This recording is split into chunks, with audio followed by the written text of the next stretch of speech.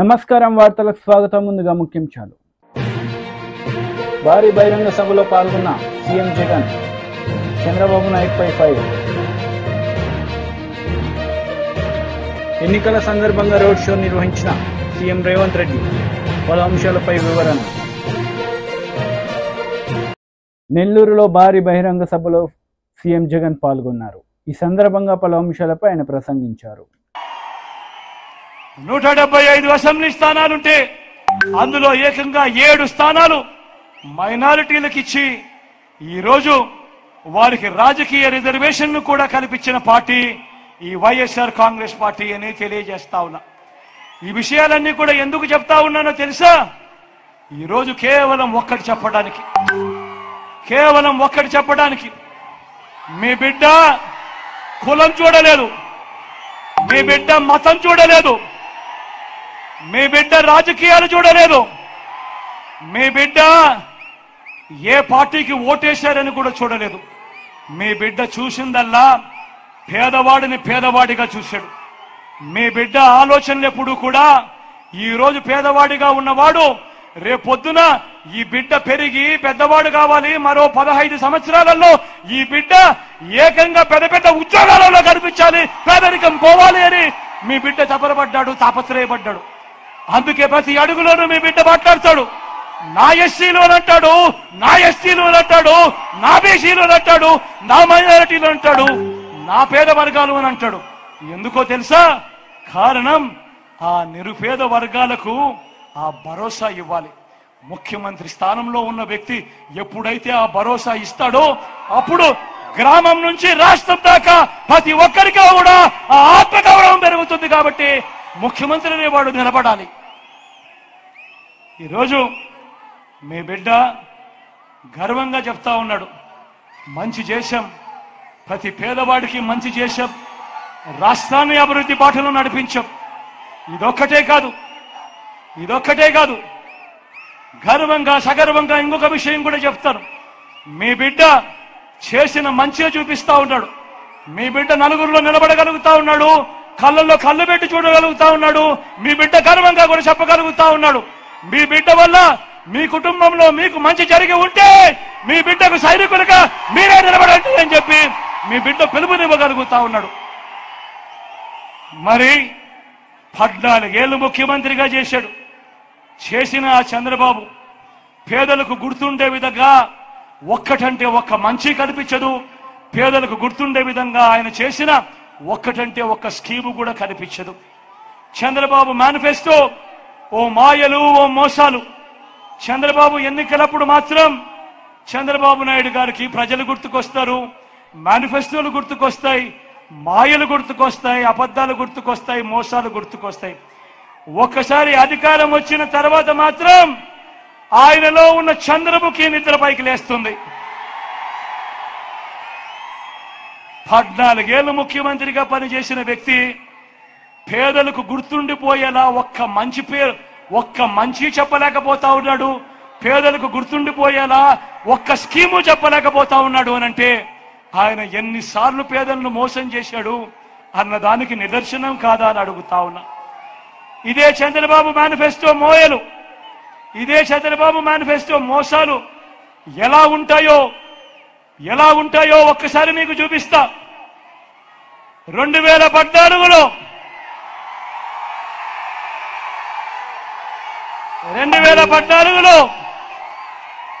ఇదే పెద్ద మనిషి చంద్రబాబు నాయుడు గారు స్వయంగా సంతకం పెట్టి కింద సంతకం కూడా కనిపిస్తా ఉంది చూడండి. సంతకం పెట్టి ఇదే కూటమిలో ఇదే ముగ్గురు ఈ పాంఫ్లెట్ మీ ప్రతి ఇంటికి పంపించాడు. 2014లో ముఖ్యమైన హామీలు అని అంటూ మేనిఫెస్టోలో పెట్టడమే కాకుండా ఈ పాంఫ్లెట్ను ముఖ్యమైన హామీలు అని అంటూ ఆయన సంతకం పెట్టి ఈ ముగ్గురు ఫోటోలతో మీ ప్రతి ఇంటికి పంపించాడు ఈ పెద్ద మనిషి చంద్రబాబు.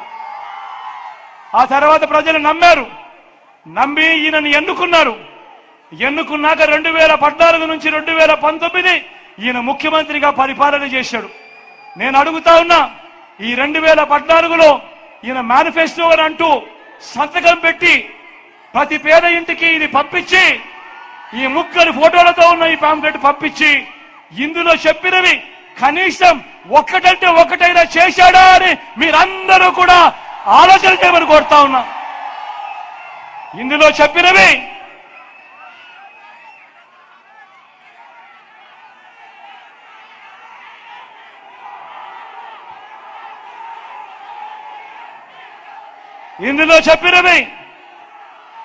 రైతు రుణమాఫీపై మొదటి సంతకం చేస్తానన్నాడు ఈ పెద్ద మనిషి చంద్రబాబు.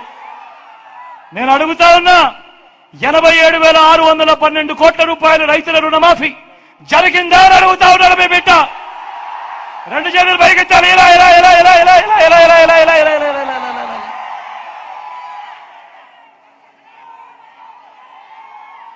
రెండో హామీ, పొదుపు సంఘాల రుణాలన్నీ రద్దు చేస్తానన్నాడు. 14,205 కోట్ల రూపాయలు పొదుపు సంఘాలకు సంబంధించిన రుణాలు. నేను అడుగుతా ఉన్నాను, ప్రతి అక్క చెల్లెమ్మని అడుగుతా ఉన్నాను, వారి కుటుంబ సభ్యులను అడుగుతా ఉన్నాను, ఒక్క రూపాయలా చంద్రబాబు మాఫీ చేశాడా అని అడుగుతా ఉన్నాడు మీ బిడ్డ.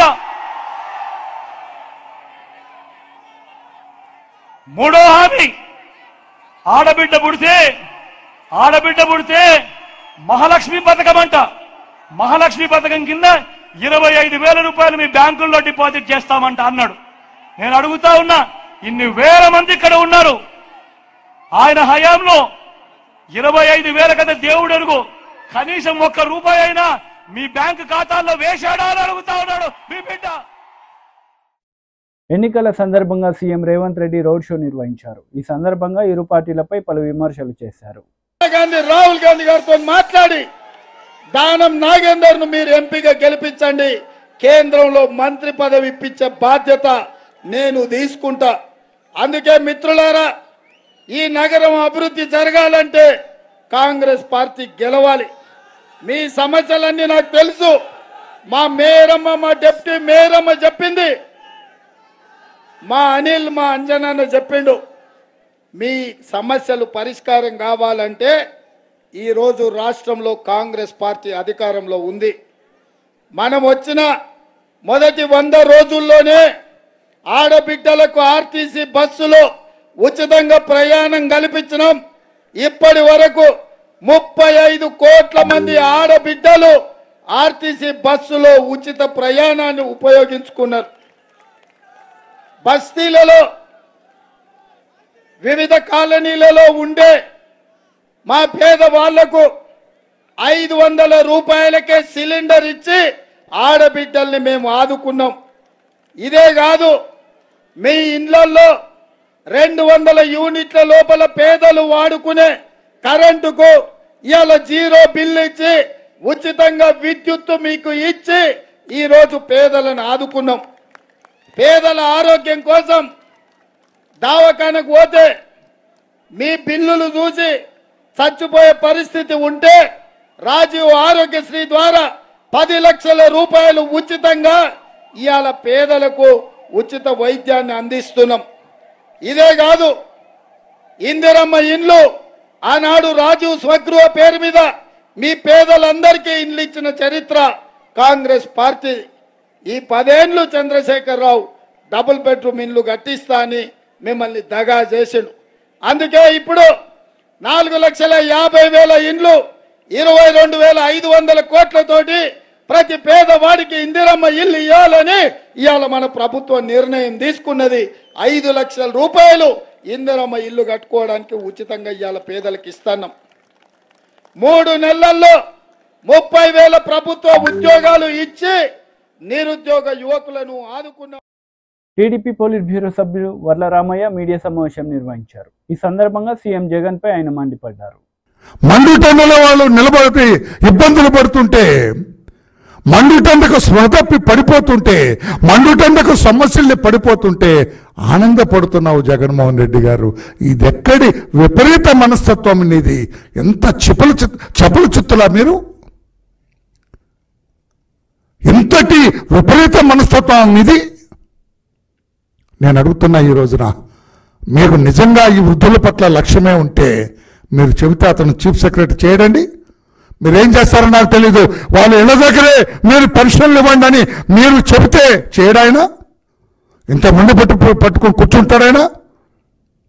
నేను పాలిటిక్స్ మాట్లాడలా. నేను పాలిటిక్స్ చెప్పాలనేది నా ఉద్దేశం కాదు.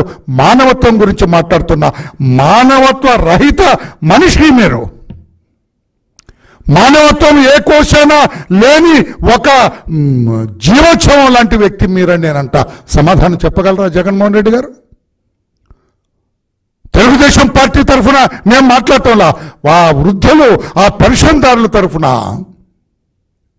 నా జాతి వాళ్ళు, నా కులం వాళ్ళు, నా మతం వాళ్ళు, నా వర్గాలకు చెందిన వాళ్ళు అక్కడ ఇబ్బందులు పడుతుంటే మనస్సు ఆగక ఆక్రందనంతో నేను మాట్లాడుతున్నా. జగన్మోహన్ రెడ్డి గారు, మీరు అనుకుంటే ఇంటి దగ్గర పెన్షన్లు ఇవ్వటం జరిగేది కాదా అని చెప్పి నేను అడుగుతున్నా. మీరు అంత అసమర్థపు ముఖ్యమంత్రి, మీరు అంత పనికిరాని ముఖ్యమంత్రి, మీరు అంత చెత్త ముఖ్యమంత్రి, మీరు ఎందుకు అంత భీష్మించి కూర్చున్నాడు జవహర్ రెడ్డి గారు? మీ ఇద్దరు కలిసి చేసిన కుట్రలో భాగం కదా ఈ ఇబ్బందులు. అదే జవహర్ రెడ్డి గారిని నేను అడుగుతున్న, మానవత్వం ఉందా అసలు మీకు? మీకు మానవత్వం ఉంటే మీరు చెప్తే గుండెమై చేసుకొని చెప్పండి. మీరు ఇప్పించలేరా? ఇంటింటికి ఇప్పించలేరా? దొంగ సాకులు, కుంటి సాకులు చెప్పి వల్ల ఉసురు తీసుకుంటారా జవహర్ రెడ్డి గారు? ఆయనకి రాజకీయ లబ్ధి చేకూర్చడం కోసం కాదా మీ తపన, మీ ఆరాటం, మీ ఆవేదన, మొత్తం ఎవ్రీథింగ్ ఆయనకి రాజకీయంగా లబ్ధి చేకూర్చడం కోసం. వీళ్ళు ఏమైపోయిన పర్లా, ఈ 69 లక్షల మంది చచ్చిపోయిన పర్లా జగన్మోహన్ రెడ్డికి లాభం చేకూర్తే చాలు అన్న ఆలోచన మీది కాదా? మనం బాధతోనే మాట్లాడుతున్నా, ఆవేదనతోనే మాట్లాడుతున్నా. మీ రాజకీయ చదరంగంలో రాజకీయ లబ్ధి కోసం అంత సీనియర్ ఐఏఎస్ ఆఫీసర్గా మీరు చేయలేరా? మీరు పెన్షన్ ఇంటి దగ్గర ఇప్పించలేరా? ఆ టీచర్స్ని ఉపయోగించలేరా ఒక 2-3 డేస్? మీ సచివాలయం స్టాఫ్, గ్రామ సచివాలయ స్టాఫ్ని ఉపయోగించలేరా? అంగన్వాడీ టీచర్స్ని ఉపయోగించలేరా? వీళ్ళందరినీ ఉపయోగించి ఆ పెన్షన్లు ఇప్పించలేరా? You can do it, but you have not done it. మీరు చేయగలరు మీరు, కానీ కావాలని చేయలేదు, దురుద్దేశంతో చేయలేదు, దుష్ట ఆలోచనతో చేయలేరు మీరు. వాళ్ళు ఇబ్బంది పడాలా, తద్వారా జగన్మోహన్ రెడ్డికి మేలు జరగాల. వీళ్ళు ఏమైపోయినా పర్లా, వీళ్ళు చచ్చినా పర్లేదు, మా జగన్మోహన్ రెడ్డికి మేలు జరగాల. చంద్రబాబు గారు అడ్డుపడ్డారు, రమేష్ కుమార్ గారు అడ్డుపడ్డారు, మీకు ఇబ్బందులు వచ్చినాయి, నాకు ఓట్లు వేయండి. అదే కదా మీ దుర్మార్గపు ఆలోచన జవహర్ రెడ్డి గారు. రమేష్ కుమార్ అడ్డుపడ్డారు, అడ్డుపడమన్నారు చంద్రబాబు గారు, మీరు వాళ్ళకు ఓట్లు లేదు, మా జగన్మోహన్ రెడ్డి గారికి ఓట్లు వేయండి. ఇదే కదా మీ తపన. ఇందుకోసమే కదా అంతమంది ఉసురు కొట్టుకుంటున్నాడు మీరు. ఏమి జగన్మోహన్ రెడ్డి గారు ఎంత గొప్ప చదువుతాండి, ఆ చంద్రబాబు గారు వల్లే మీరంతా చచ్చిపోయారంట. చంద్రబాబు గారు కాదు, నేను చెబుతున్నా. ఆ బిడ్డల పక్షం వహించేవాడు, ఆ వృద్ధుల పక్షం వహించేవాడుగా నేను చెబుతున్నా. You are responsible for the deaths as chief minister. మీ రాజకీయ కక్ష కోసం, మీ రాజకీయ లబ్ధి కోసం. ఏపీ ప్రభుత్వ సలహాదారు సజ్జల రామకృష్ణారెడ్డి మీడియా సమావేశం నిర్వహించారు. ఈ సందర్భంగా పలు అంశాలపై ఆయన మాట్లాడారు. ఇప్పటికీ నిజాలు కానీ గందరగోళంలో ఇచ్చేసేసి సాదా బైనామా అనే దాని పేరుతో పేపర్ మీద క్రియేట్ చేయడము, దాన్ని బేస్ చేసుకుని ల్యాండ్ మీద పడగా ఇప్పడం, కబ్జా చేయడం. ఇది జరిగింది ఎవరి హయాంలో? చంద్రబాబు నాయుడు హయాంలో కాదు. అంత అడ్డగోలుగా దేశంలో ఎక్కడన్నా జరిగిందా? అది కావాలని వాళ్ళ కోరిక. మళ్ళీ ఆ అరాచకం కావాలా?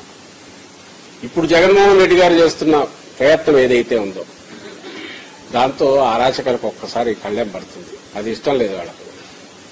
రామోజీరావు క్లాసిక్ ఎగ్జాంపుల్ ఎప్పుడు రిమైండ్ చేస్తుంటాను. వైజాగ్ లో రామోజీరావు లీజుకు తీసుకున్న స్థలం ఎవరో ఒక ఓనర్ దగ్గర తీసుకొని వర్మ అని ఎవరో అనేది ఈనాడు దీనికోసం ఆ స్థలం పక్కన రోడ్డుకు పోతే ఆ స్థలంలోంచి కాంపెన్సేషన్ 600 గజాలు ఎంతో వస్తాయి. అది ఎవరికి పోవాలి? మామూలుగా భూమి యజమానికి కదా. రామోజీరావు రాయించుకున్నాడు, తన పేరు మీద రాయించుకున్నాడు, తన పేరు మీద రాయించుకుని ప్రభుత్వం నుంచి తను తీసుకున్నాడు. అంటే ఇలాంటి విలువైన ఆస్తులు. అలాగే చంద్రబాబు నాయుడు 100 ఎకరాలు ఈ రోజు కూడా నెల్లూరు జిల్లా బాలాయపల్లి అంటారు.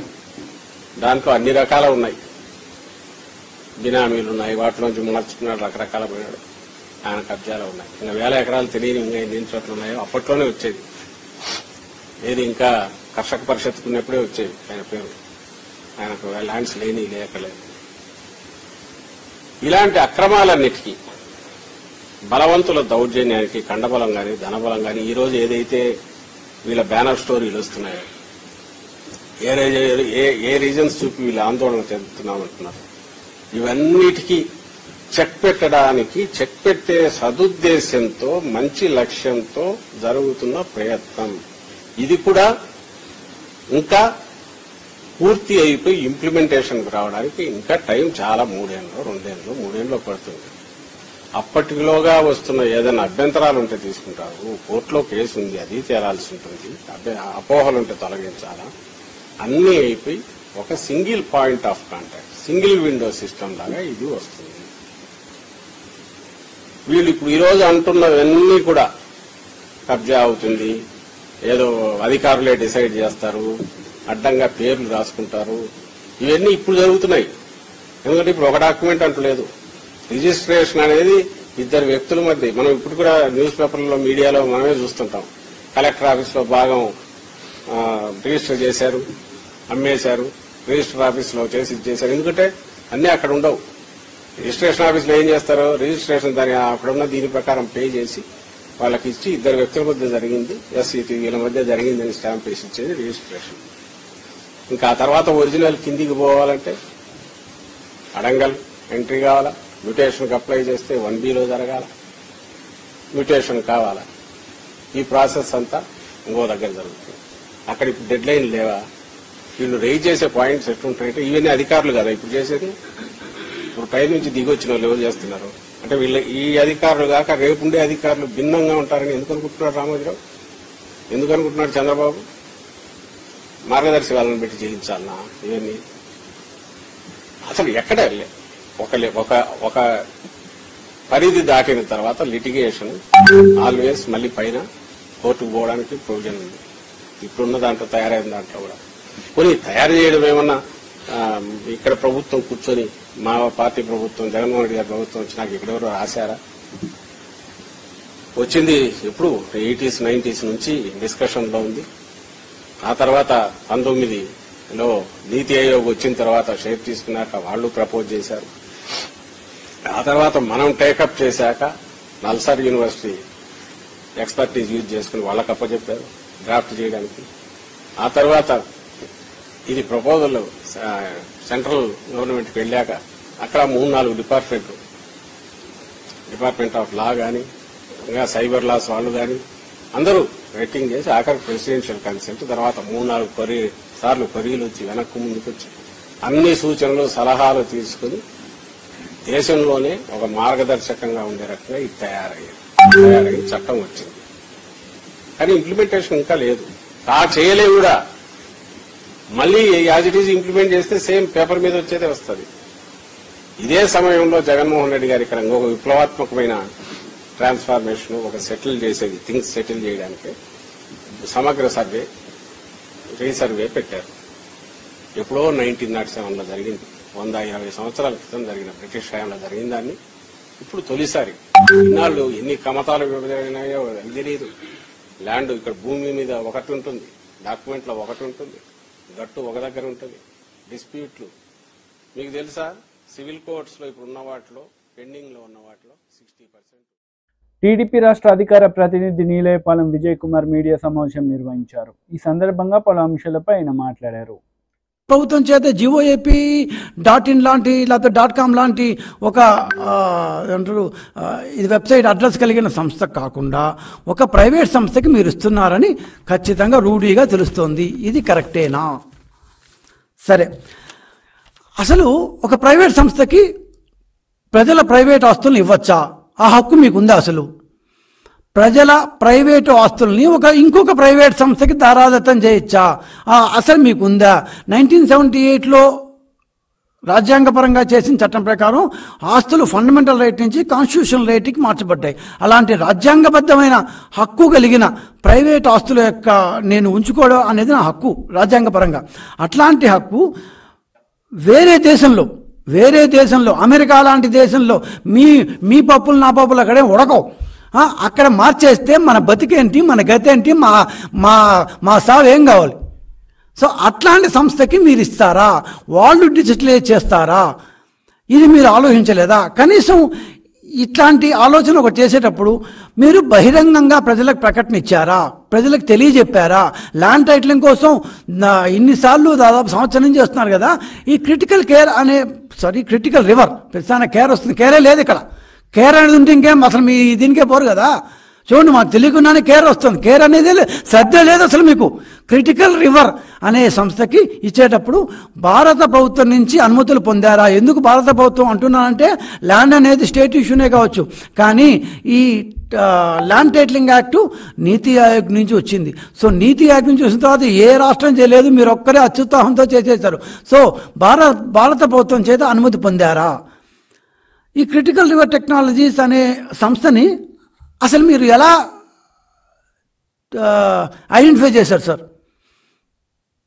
జగన్మోహన్ రెడ్డి గారు ఇంత పెద్ద ఎత్తున మన ఆస్తులన్నీ ఆ సంస్థకి ఇచ్చేటప్పుడు దీనికి సరైన అంత స్థాయి ఆ సంస్థకు ఉందా? పోనీ ఈ సంస్థకి ఏమేమి స్థాయిలు ఉన్నాయి, వాళ్ళకున్న ప్రోటోకాల్స్ ఏంటి, ఇవన్నీ మీరు చూసారా?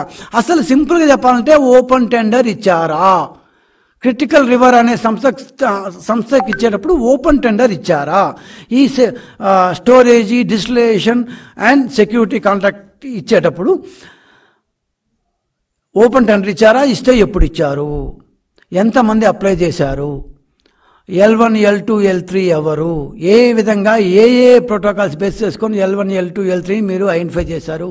వాళ్ళ యొక్క ట్రాక్ రికార్డ్ ఏ విధంగా అసెస్ చేశారు? అసెస్మెంట్ ప్రోటోకాల్స్ ఏంటి? వీళ్ళకి చూపిన ఫీజు ఎంత? ఫ్రీగా చేయరు కదా. ఫ్రీగా అయితే ఏ సాఫ్ట్వేర్ కంపెనీ చేయదు. మేము సాఫ్ట్వేర్ నుంచి వచ్చామే, డబ్బులు తీసుకుని చేస్తారు ఎవరన్నా. ఎంత ఫీజు మీరు చూపారు? ఇది ఒక్కొక్క డాక్యుమెంట్కి ఇంత అని ఇస్తారా? లేకపోతే మొత్తం సంవత్సరానికి మనోళ్ళే అయితే ఇంత అని చెప్పేశారా? ఫిక్స్డ్ ఫీజు అన్నారా? ఏ బేసిస్ మీద ఇచ్చారు? సో ఇది క్రిటికల్ రివర్ అనే సంస్థకి మీరు కాంట్రాక్ట్ ఇవ్వడానికి, ఈ ఆస్తుల యొక్క పత్రాలు ఇవ్వడానికి సంబంధించిన ఒక 4 క్వశ్చన్లు అండి. ఈ 4 క్వశ్చన్లకి మీరు జవాబు చెప్పకపోతే, కనీసం మీ యొక్క భూ పరిపాలనా శాఖ CCLA కావచ్చు, ఎవరన్నా కావచ్చు, ఈ 4 క్వశ్చన్లకు జవాబు చెప్పకపోతే, కనీసం ఒక రోజులో జవాబు చెప్పకపోతే ఖచ్చితంగా మీరు ఈ సంస్థకి కాంట్రాక్ట్ ఇచ్చినట్టుగానే మేము భావించాల్సి ఉంటుంది. ఎందుకంటే 4 రోజుల క్రితం ఈ క్రిటికల్ రివర్ అనే సంస్థకి ఇచ్చారు స్టోరేజ్ సంబంధించి అనే వార్తాపత్రికల్లో వచ్చింది. అది ఎవరి పెద్ద పట్టించుకోలేదో ఏమో, కానీ మేము దాని లోతుకు పోతే అసలు మన దేశం సంస్థే కాదు అని తెలిసింది. వార్తాపత్రికల్లో వచ్చినా కూడా మీరు పట్టించుకోలేదు. ప్రధాన ప్రతిపక్షంగా ఈరోజు మేము క్వశ్చన్ చేస్తున్నాం. ఆంధ్రప్రదేశ్లో ఉన్న ఆస్తుల పత్రాలన్నీ, ల్యాండ్ పత్రాలన్నీ, ఇంటి పత్రాలన్నీ. వార్తలు ముగించే ముందు ముఖ్యాంశాలు మరోసారి. భారీ బహిరంగ సభలో పాల్గొన్న సీఎం జగన్, చంద్రబాబు నాయుడుపై ఫైర్. ఎన్నికల సందర్భంగా రోడ్ షో నిర్వహించిన సీఎం రేవంత్ రెడ్డి, పలు అంశాలపై వివరణ. ఈ వార్తలు ఇంతటితో సమాప్తం. తిరిగి ప్రసారమయ్యే వార్తల్లో మళ్ళీ కలుద్దాం. అంతవరకు సెలవు. నమస్తే.